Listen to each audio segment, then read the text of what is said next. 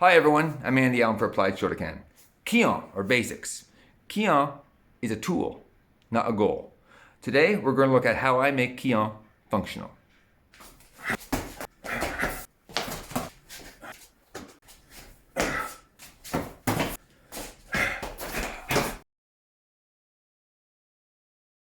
So first of all, what did I mean by that opening statement? Kihon is a tool, not a goal. So it's a tool. It's used in our training. It's one layer of training, if you will, to get good at something. It's our basics. It's our fundamentals.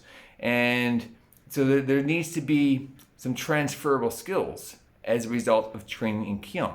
Skills that can be used later in impact work, in partner drills, sparring, and so on. The traditional Kihon we see in Shotokan is very static, very robotic. It's not functional. Nobody moves like that. Musashi said, you can only fight the way you train, so why not train the way we want to fight? So in this video, I'm going to show you my way of making Kihon functional. It's non-traditional. We don't use hikite unless the drill is going to later be used for the purpose of pulling a limb. And all the Kihon drills have pad work that's associated with it. So the 5 Kihon combinations that I'm going to show you are used in my 8th Q test, the students that are testing for the yellow belt. So these are 5 of the 6. I'll run through them one by one, first with the Kihon and then right after with the associated pad drill that goes with it. All right, the first Kihon set is really simple. It's just an oizuki. So typically the way you see this performed is from a down block or a geri, and you step forward and your punch finishes the same time as your foot that lands like this. Right, boom, with the hikite. Personally, I think there's a lot of problems with that. I don't want to use hikite when there's nothing in the hand. I want students to have a guard up. It's okay to keep the chin tucked. So our version of our oizuki looks something like this. So it's done from a free stance, or kumite dashi. Hands are up, chin can be tucked a little bit. And ideally, I want that punch to finish a little bit before the foot lands.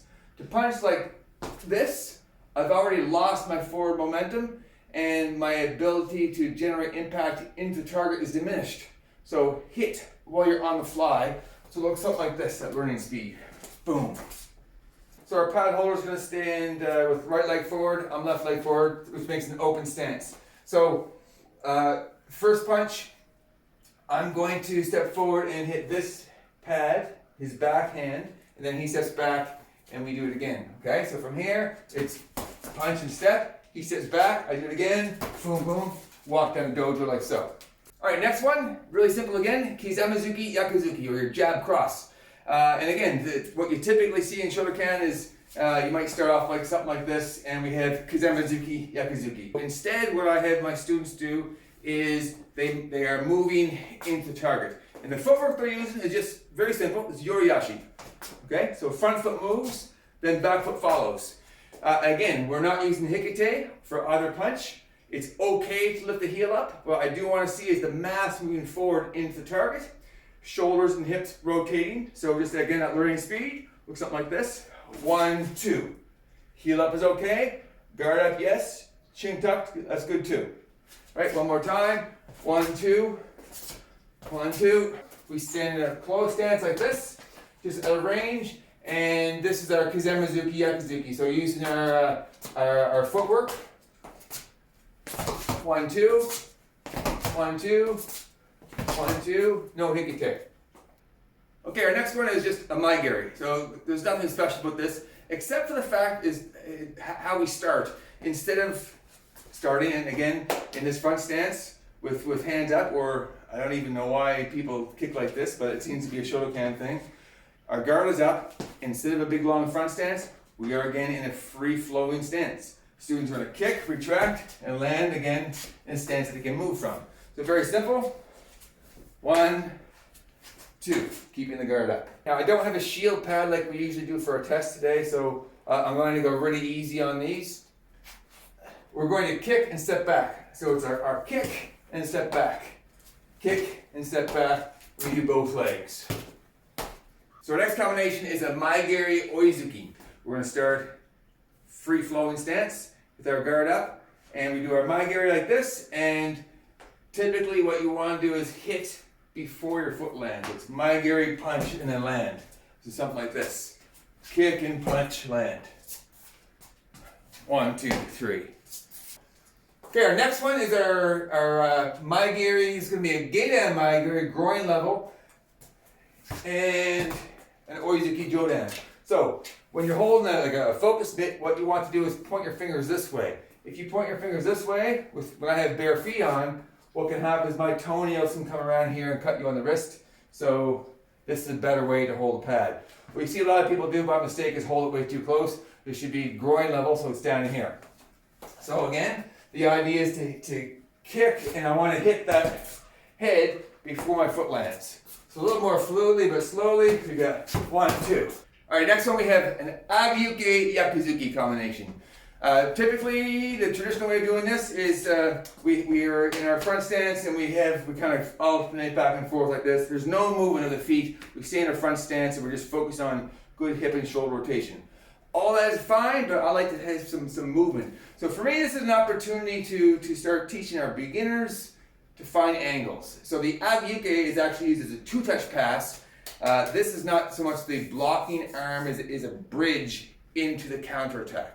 So the chambering, in this case, is meaningful in the sense that this is the parry or the block, and this is the bridge, and then I pull an arm down and punch. So the footwork is like this. You get an angle.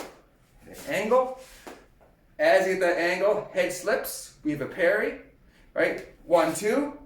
And then from there, this hand, I'm going to make use of my hikite because as you'll see in a few minutes, it's actually going to pull an arm out of the way to make room for my counterattack and my yakuzuki. So parry, bridge, counterattack, right? 1, 2. So Jesse's going to shift forward and punch with his jabbing hand. Go ahead. And our agyuke, as I mentioned before, our rear hand is the parrying hand. So I'm going to have a little slip like this, parry, and this hand, the agyuke part, is a bridge. It's a bridge into here. And because I'm going to pull that arm down, when we did the Kihon step, that's why we actually use our hikite. So again, go ahead, Jess. 1, 2, and 3. Again. 1, 2, and 3. Well, folks, there you have it. That's my version of applied Kihon. So that's fitting for a YouTube channel called Applied Shotokan. I think Kihon should be practical. It should develop skills that can be applied in other contexts. Kihon needs to have context. So I think this is either going to resonate with you or you're going to hate it, or maybe somewhere in between. I can kind of predict some of the comments already. This is not traditional heresy. Where's your kime? Hikite's for power. That's a topic for another video perhaps. Love it or hate it, I would love to hear your comments right down below. And in the description, please check that. I will put a couple links that might be of interest. In the meantime, thanks for watching. I'm Andy Allen for Applied Shotokan. Keep on training.